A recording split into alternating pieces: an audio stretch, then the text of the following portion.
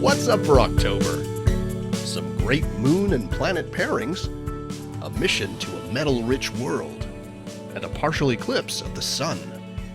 On October 2nd, the moon rises a couple of hours after sunset, appearing super close to the Pleiades star cluster. Look for them low in the east after around 10 p.m. They travel across the sky together that night, leaving another opportunity to see them the following morning.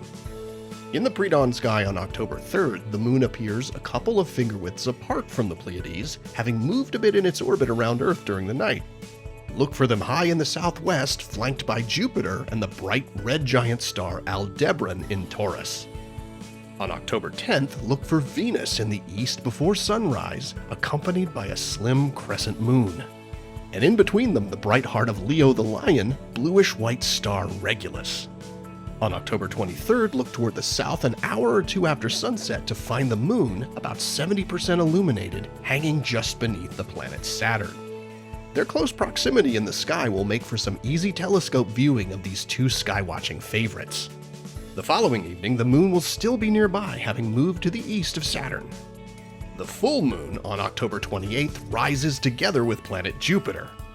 These are two of the brightest objects in the sky, and seeing them so close should make for quite an impressive sight. When you gaze up at Venus, or Mars, Mercury, or even at Earth beneath your feet, do you ever wonder how these planets formed out of stardust? That's how planetary scientists think too. And this month, NASA's launching a spacecraft to seek insights into how the terrestrial planets developed. NASA's Psyche spacecraft is planned to launch in October on its multi-year journey to an asteroid of the same name. It's the first mission to a metal-rich asteroid, which could be part of the interior of a planetesimal, a building block of a rocky planet. Asteroid Psyche could also turn out to be a different kind of iron-rich object that's not been seen before. Whatever its story turns out to be, it's hoped the mission might show us how Earth's core and the cores of other terrestrial planets came to be. On October 14th, skywatchers in the Americas will have an opportunity to see a special type of solar eclipse called an annular eclipse. Along a path about 125 miles wide, the sun will appear as a narrow ring of light, which is often called a ring of fire.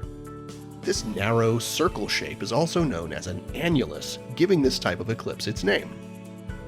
Solar eclipses happen when the moon comes between Earth and the sun and covers at least part of the sun in the sky. When the moon covers the sun completely, we get to observe a total eclipse.